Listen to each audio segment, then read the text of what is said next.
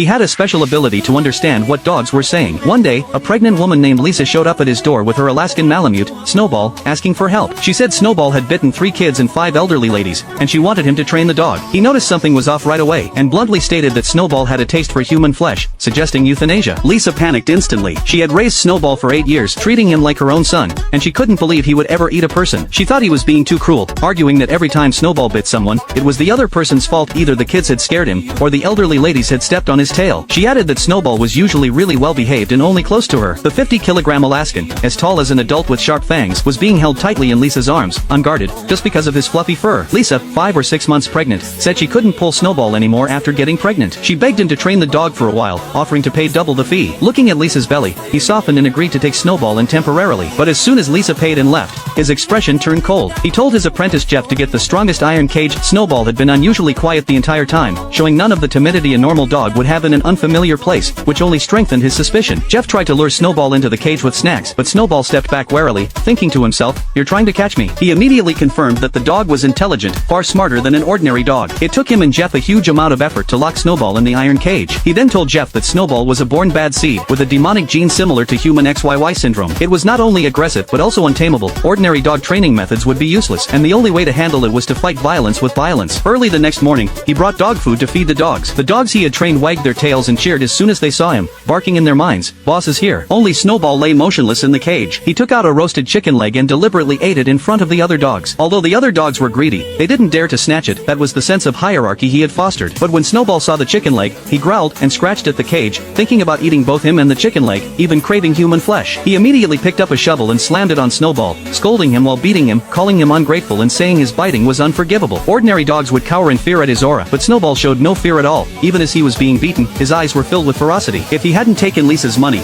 he would never have kept such a dangerous dog. So he decided to take charge of training Snowball himself, and that training lasted nearly 3 days. Every time Snowball guarded his food, bit other dogs, or tried to pounce on someone, he would get slapped or hit with the shovel, but his ferocity never diminished. One day, Snowball suddenly pounced at him from behind, trying to bite him. He was hitting Snowball hard with the shovel when Lisa suddenly rushed in holding her phone. Seeing the scene, she flew into a rage, accusing him of animal abuse and saying she had filmed the video. She threatened him to either refund her money or kneel down and apologize to Snowball. Knowing Lisa was pregnant, he didn't want to anger her. He agreed to refund the money but firmly refused to apologize to the dog, stating plainly that Snowball was just an animal. But Lisa screamed, saying Snowball was her son, and once again argued that everyone Snowball bit deserved it. They had provoked him first. He knew arguing with Lisa was pointless. He immediately returned the 20,000 yuan fee intact, but Lisa refused to let it go, insisting he apologize. He directly told Jeff to see her out, completely giving up on training this born bad Alaskan.